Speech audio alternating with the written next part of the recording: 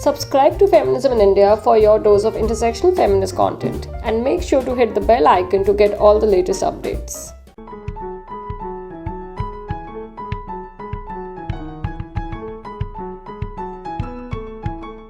Hi everybody, I'm Nishtha. And I am Pragya. And we're your hosts for the podcast Intersectional Feminism, Desi Style, brought to you by Feminism in India. Today, Pragya, do you want to tell our listeners what we're going to be talking about today? Yes, so today we're going to talk about disability. So, disability as a category of intersectionality is often seen as an afterthought. This is something that a lot of people with disabilities and disability rights activists have repeatedly pointed out. And despite the increasing movement for disability rights, people and especially women with disabilities are not given leadership positions in most sectors. Most of our work is often done in public places and offices, but these are seldom equipped with features that will, infrastructure that will facilitate people with disabilities. Added to that is obviously the anxiety that most women, or I could actually just say all women, and people from gender minority groups face on a daily basis in public spaces. So there is a dire need to first sensitize people about these kind of challenges that people with disabilities and specifically women with disabilities have to confront every day, and then also push towards policy making that could make these spaces more accessible to women with disabilities in particular.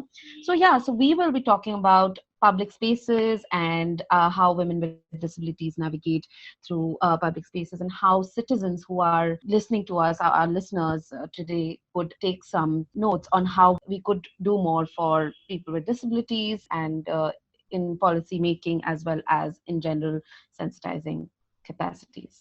And joining us today for our conversation is a very special guest. We have with us today Nidhi Goyal, who's the founder and director of Rising Flame, which is an NGO working for the rights of people with disability, especially women and youth. In addition to being a disability rights activist, Nidhi also is the youngest and first person with disability to become the president of the Association for Women's Rights and Development. She's been at the helm of training programs focused at the intersections of disability, gender, violence, and sexuality. And she can leave you in splits because she happens to be a stand up comedian as well. Nidhi, thank you so much for being here with us today. We're so excited to have you on the show. Thank you so much, Nishtha and Pragya, for inviting me into this fantastic show. Desi Style, I love the name. Nidhi, because we're talking about public sphere today and public spaces, for women, public space has been a very double-edged sword, I feel.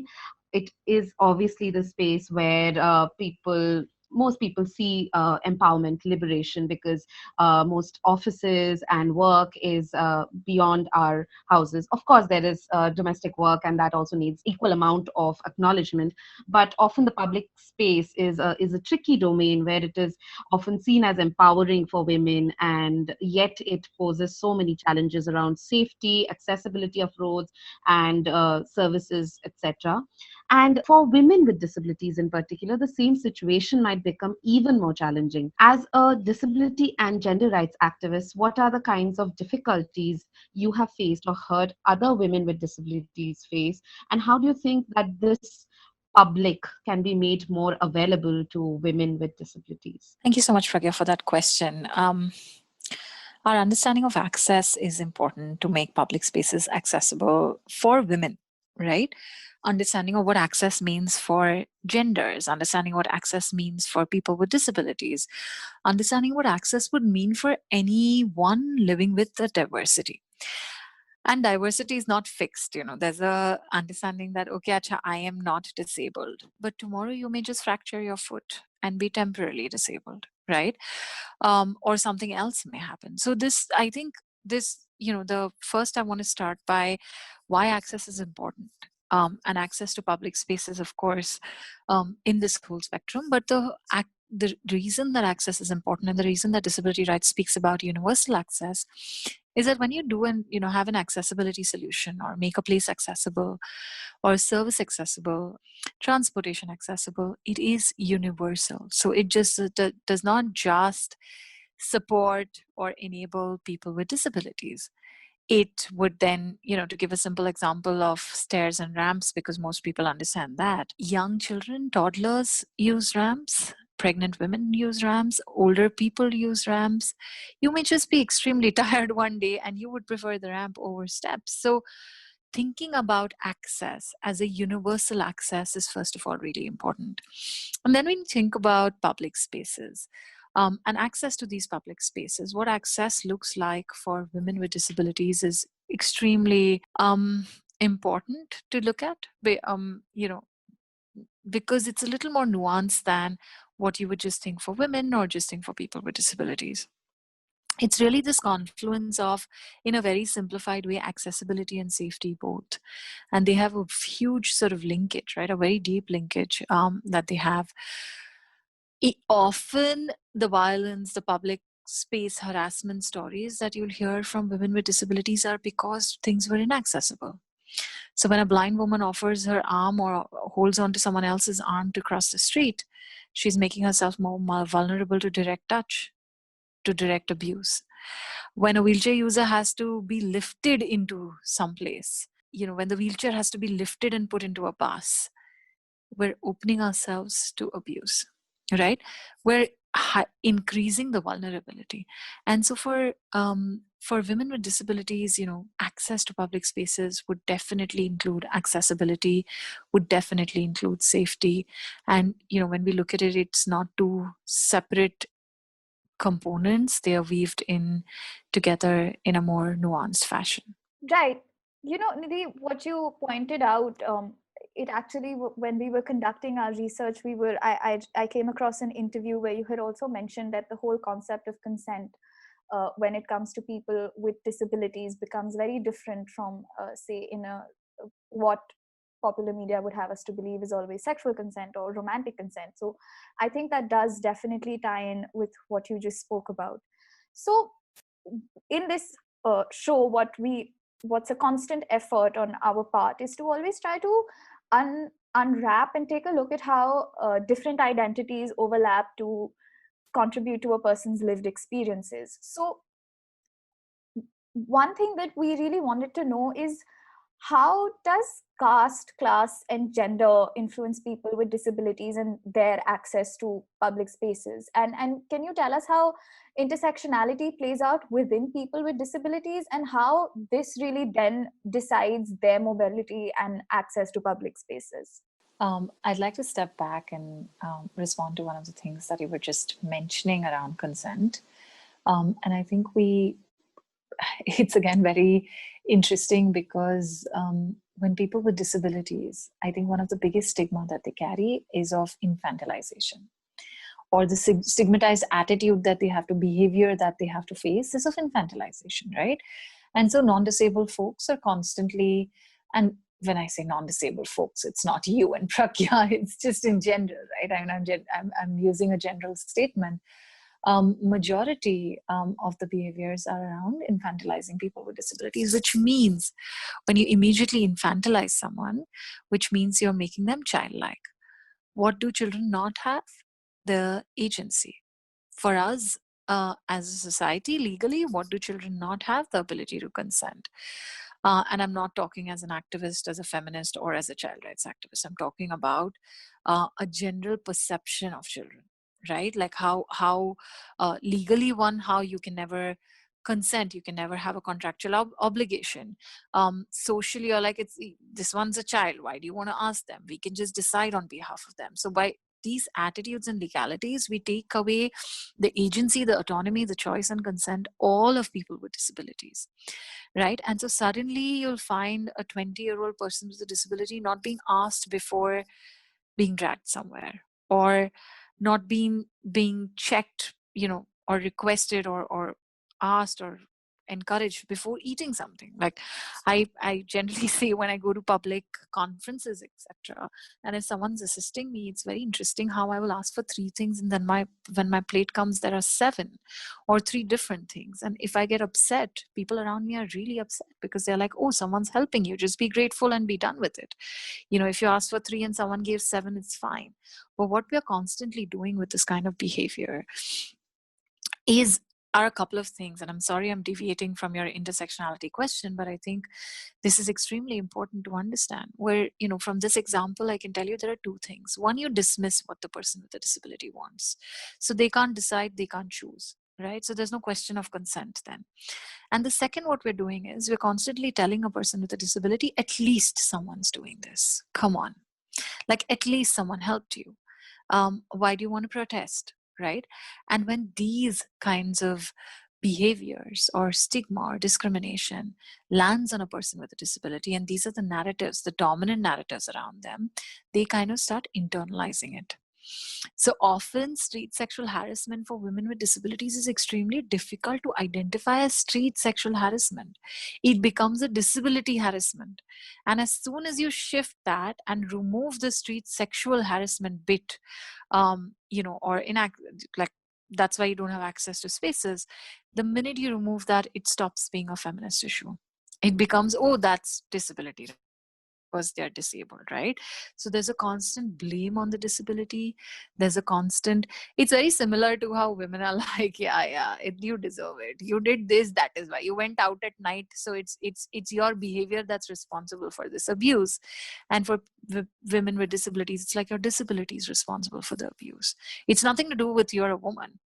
And this constant ungendering also. So there are so many layers to this safety in public spaces, or to have a good public access experience, are so many, because it comes from this whole space of, oh, you're not a woman enough, who's going to actually harass you? Like, what are you even talking about? Why should we when we say all women should be safe, even as feminists, does an image of a disabled woman come to our mind?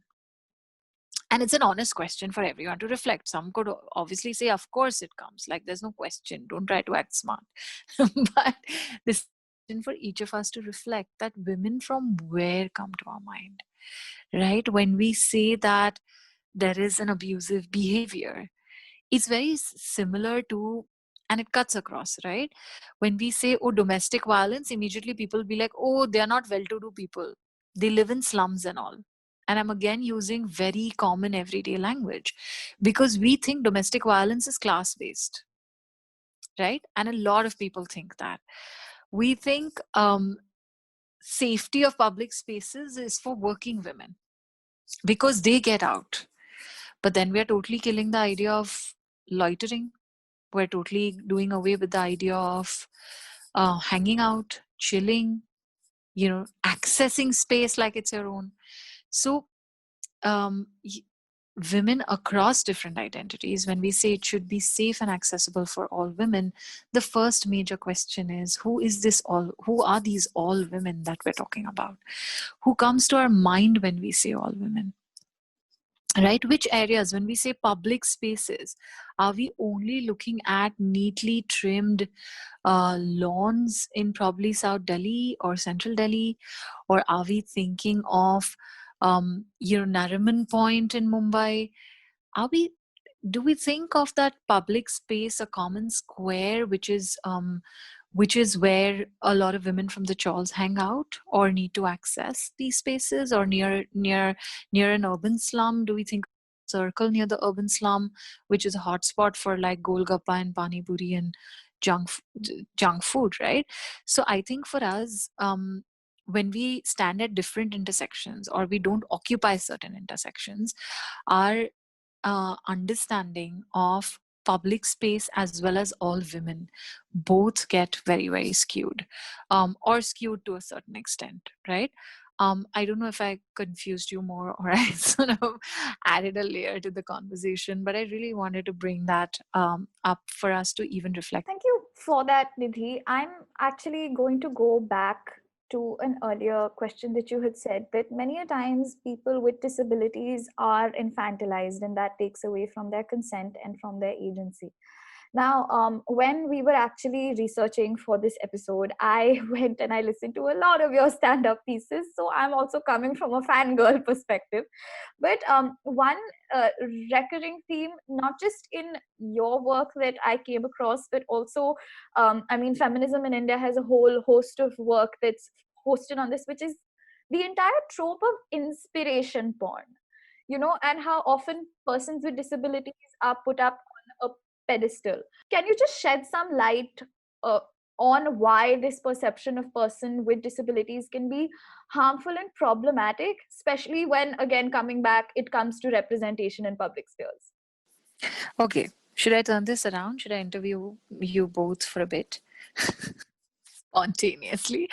Do you remember many, I mean, even now it continues, for many years, women have been called Devis, goddesses, superwomen, and why is it a problem? Again, I mean, it's just this strange dehumanizing expectation that we're only present for like one thing.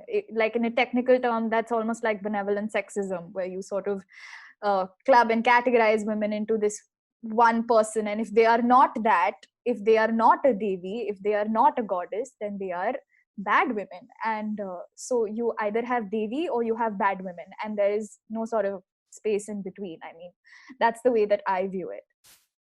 Yeah, because the treatment in real life is not the same. It's just a romantic way of thinking about women and portraying them in a way that to imply that the society in general really respects women. But all of these are really romantic categories of describing women. But in real life, it's so much different. There is so much gap between what is preached and what is practiced. Brilliant. So I'm just going to take both these answers and explain to you why inspiration porn is difficult, right? When you call someone you're so inspiring, it's just something that you say, right? You don't really, like you said, the behavior in real life is really not the same. You really don't think that people with disabilities are, amongst the capable of our lot, right? Our lot is the main thing to remember. It is to put someone on a pedestal. What happens when you put someone on a pedestal? They don't become ours. Like, they're not like ours, or they're not like us.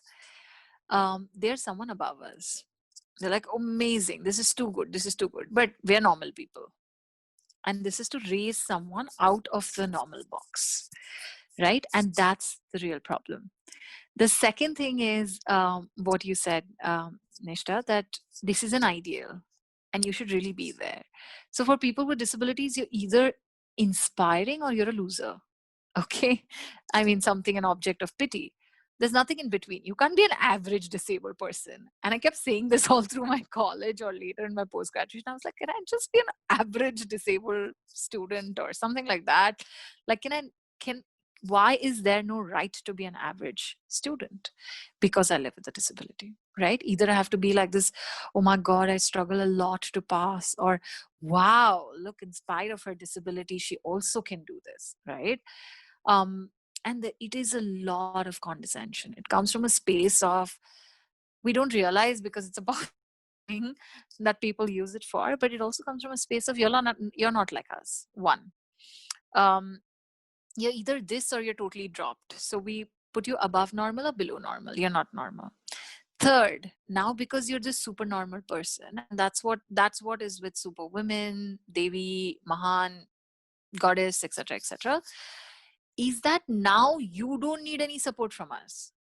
So there is no responsibility from people around. All the onus of your safety, of your mental health, of excelling, of balancing family and work, of like living, of being this ideal person, all the onus is on you. So it's a very, very easy route to take. Because then suddenly society has no onus. They can stigmatize you, but you've combated that. They can create barriers, but you've gone beyond that. They can be unhelpful and purposely discriminatory. You don't care about them. You just looked at your goal. They could abuse you, but you are, you find your own ways. Like things like that, right? It's the onus on you. Because society doesn't want to engage with you, government, state doesn't want to engage with you, doesn't want to provide that support. So it's a very clever rouge to say you're not like us and you're basically a problem, but in a positive way. I do want to also say that while I say this and I objected, I was at the Internet Governance Forum in France. pre-COVID times in Paris, and somebody after my talk came and said, "You were so inspiring." And and she probably, like you, Googled me up, and then she came back to me after some time and she said, "Listen, like when I said you were inspiring, I didn't mean like you as a person. What you spoke about, your expertise, the points that you made were really inspiring for my activism." And so there is also this thing that because of this kind of overarching stigma or condescension that people with disabilities face, we're like, we're not inspiring, just keep quiet, right?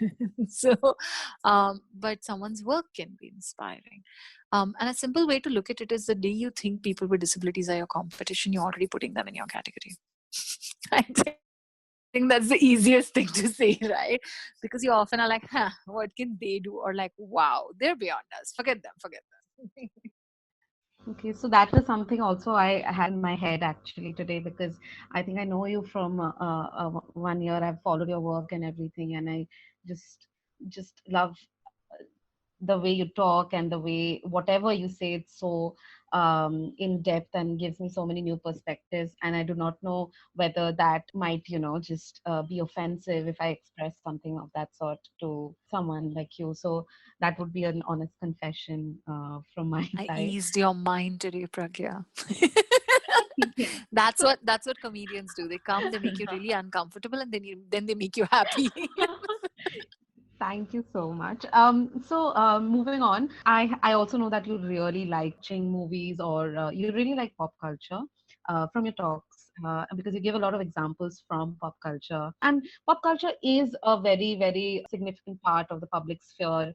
A lot of our behavior in public spaces are shaped by pop culture influence and whatever is we see on televisions, on Netflix, and all of these things. But when it comes to representation of people with disabilities in pop culture, I will go back to a point that you mentioned, that it's always, there is this sense that the society tries to say that at least there is some representation, right? They keep on saying things like, okay, this director might have made a flawed representation of people with disabilities, but just be happy with that representation, because at least there is someone making a film. So there is this continuous push to just be content with the little that we see, that little representation that people with disabilities might find themselves in pop culture. My question would be that, how do you think that then Bollywood, or in general, say mass media, can do better in these regards, rather than just try to either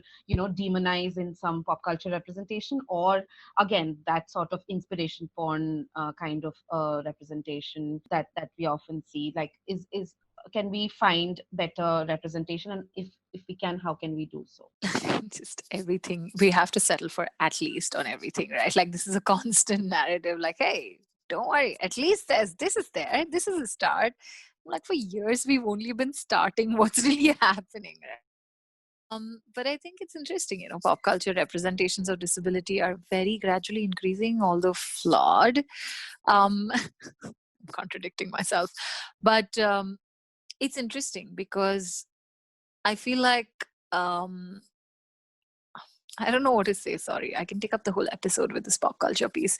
One, I use a lot of pop culture examples because that's what people understand. There was this parliamentarian who basically said, after watching Tare Zameen Par, we really know what dyslexia means, right? And I was like, yeah. And a lot of people started coming up to like parents with dyslexic kids and said, but your kid must be an artist, some form of an art or the other. And you're like, just shut up. So it's also very interesting, because I hope people don't think after Kabul I can start like jumping from 10 feet and killing people and having superhuman whatever, right, ability to respond to sound and smell and things like that. So I think what we're representing, the problem is pop culture is pervasive, right? And people really believe. People shape their understanding, their beliefs, their exposure. And it's a circle. The beliefs shape pop culture, and the pop culture heavily shapes the beliefs. But it's also very interesting because nobody says, oh, this is a film where there's a hero, at least there's a man. Why is it such a given that there will be a hero in every film, right? And that's okay. Nobody has to tell them this representation. Like they never have to be like, "Acha, humko bhi to le aao, please," right? And so it's very similar to like, okay, but what diversity of men are we showing? Even if we look at men and their diversity, forget about women and their diversity. We're not showing diversity. The problem with pop culture is lack of diversity. Now there are biopics that have come up very recently, but I'll give you a few examples and you tell me how, or just think about how it reflects, right? Let's start from my favorite director, Sanjay Leela Bansali's films. And I have hated each of his films with like a different vigor. Khamoshi, where the young child who's non-disabled and her deaf parents are like using her to further their employment, and she from a young age, poor thing, has to like really support them, and this, invoking this pity for the parents but also the child, right? And then you move to films like Black, and then films like Mun, right? And you say, where is this going? The non-disabled child is a poor thing, the non-disabled partner is a poor thing, and disability is such a burden. And that's a constant narrative in Sanjay Leela Bansali's films, right? That disability is a burden in of itself on society, on families and partners and romantic relationships and familial relationships in general, right? And from there we move to movies like Zero, where the woman on the wheelchair could be a very, very accomplished scientist. But she has to prove her worth by picking up a pen. I don't know what level of ridiculousness is this, right? It's also to say that you could be someone who went to the moon and came back, but if you don't know how to make like rajma chawal, you're really not worth it. I don't understand, but sure, That's actually a really relevant example now that I think about it. Even what was that film with Hrithik Roshan? That was also a Sanjay Leela Bhansali film. No. Guzarish. Guzarish. Himself. Yeah. Yeah. Of Guzarish course. Didn't I also. say they're all burdens? Yeah. We're all a burden. I'm so sorry, girls. No, but also like books and everything, right? Books about everyday life. And I was reading this very fantastic book. Let me end at a positive note on popular culture, right? I was reading this beautiful book recommended by a colleague of mine, A Quiet Kind of Thunder. And it's just a teenage love story. And this teenage love story has a deaf young boy and a young woman who has selective mutism and high anxiety.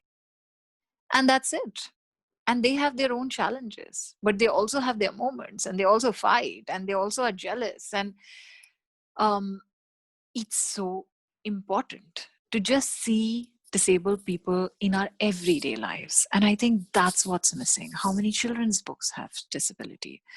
Fairy tales, to forget it, but like how many children's books have disability? How many young adults? How many teenage romances have disability? How many suspense thrillers have disability where it's not the scarred villain, or like this limping footprint leaving like a mark, in just your everyday interaction? I think that's exactly what's missing. And just to say that at Rising Flame, we'll next year hopefully have the publication out.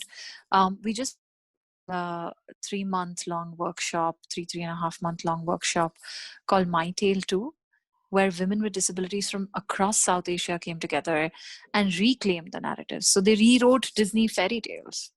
And so we have an autistic ugly duckling, we have a deaf Snow White, and so on and so forth. So yeah. That is such a great thing to like. I think it was first the feminist perspectives who wanted to rewrite the very patriarchal what stories. What are those princess stories and everything? And now there is more. So I think gradually we But that's are. exactly, Pragya, I want to ask that when we were doing feminist rewritings, how many of us did intersectional feminist rewritings? Like, why do women with disabilities have to do a disability rewriting? Yeah. Also doing a feminist and disability. I don't know what they did, right? We just reclaimed fairy tales. So I'm not saying that it's a disability reclamation. I'm just saying that as women with disabilities, we just reclaim fairy tales. And I think this is a classic example of how we could be a little more intentional. Inclusion just by saying for all doesn't help, because everybody may not have the same access to opportunities, right? So everybody may not be able to be there at a feminist retelling. But can we, as privileged feminists, putting myself in that space, right? I'm a disabled feminist and I say I'm privileged. So can we, as privileged feminists, think of that one more step of intersection?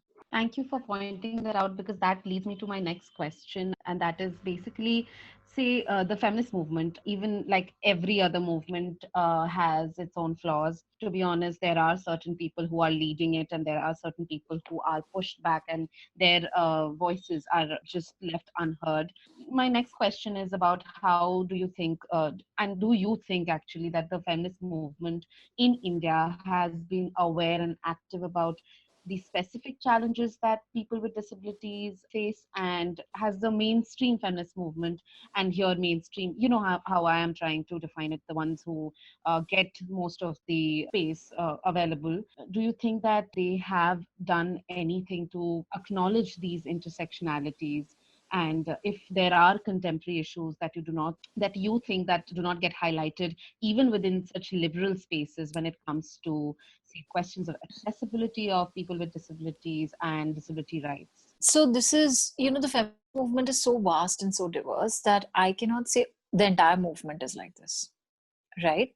There are actors from within the movement who are really supportive of disability rights. There are some actors within the movement who think that tokenistic inclusion is good. And that's why they're comfortable leaving it. And there's some actors who are like, oh, they can all be put on like one marginalized voices panel. And it's amazing because I know that's still tokenistic inclusion.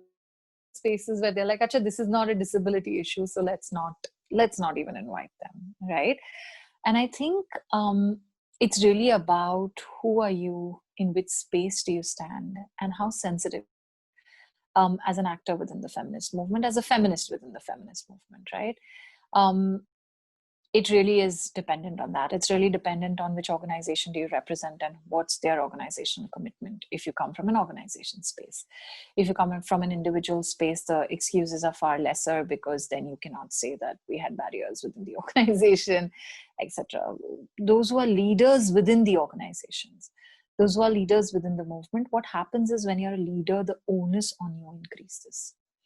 So it may not be that you may be not doing something, or doing something but not enough. It's because you're the leaders. It's automatically on you to then be proactive, to then say whose voices are we not hearing, right? And an example from 2 years ago, where Me Too really went like, I don't know what to say, right? The second wave, the first wave, the second wave, at each wave in India, I didn't see any mainstream feminist leaders who really were supporting, and all of us were supporting the women who came out in Me Too, right?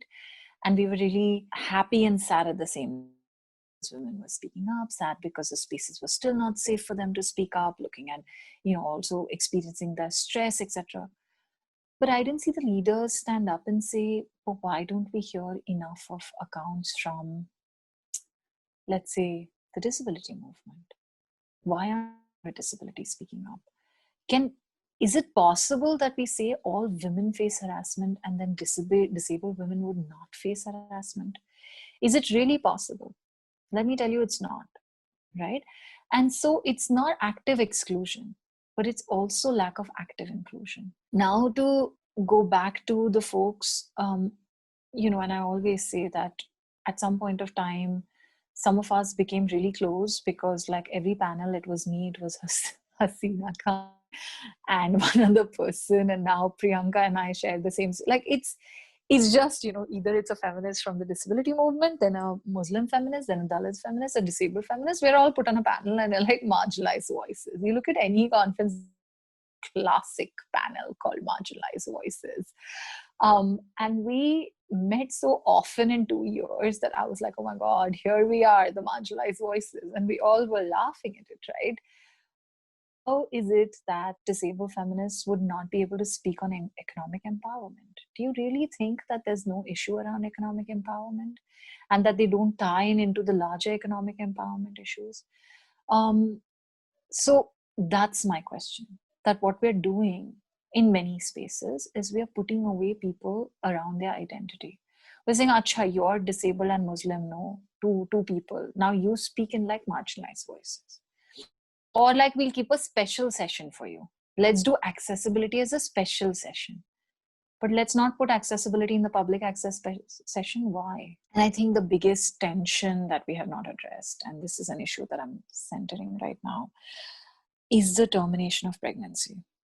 Termination of pregnancy of disabled women. And we don't really care. The Rights of Persons with Disabilities Act, how many feminists who work on abortion rights know this? And I know a bunch of them who know it because we work very closely together. But how many know that in the Rights of Persons with Disabilities, direct loophole where pregnancies could be terminated without the consent of a disabled woman, right? In cases of X disabilities where X is not defined. It's, so we can't be actors working on abortion rights if we're not inclusive enough then. It's a very cheesy example, like a saying, but I'll still say it because inclusion does not mean calling someone to your party. It's about inviting them and then dragging them onto the dance floor to dance with you, right? So it's not just, oh, it's open, you come. It's not just, oh, the dance floor is all yours, you also dance. It's about dancing with them, right? And that, I think, is very important in our feminisms as well.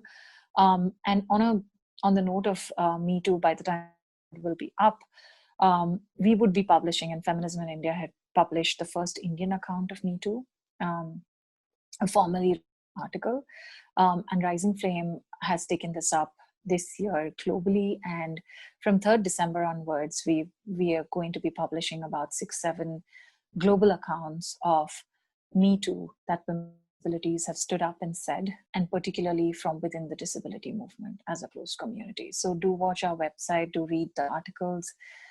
If you haven't attended our webinar on sexual harassment and Me Too on December 7th, it will be available on our YouTube as well. Nidhi, we're coming towards the end of this episode, and a lot of very interesting things have been brought up that kind of leave us with a lot to think about in terms of our attitudes, in terms of our feminist activism, and just a lot, honestly, to think about. Before we wrap up, this is like a sort of like a cheesy question that has to be asked to everybody. The road to accessibility, coming back to what we started this conversation with, is a long one. And looking at the way that things are today, people are working towards it, but it does seem to be a while away. But could you tell us what are some immediate steps that we can take as citizens, as well as those in power, to reach this goal sooner?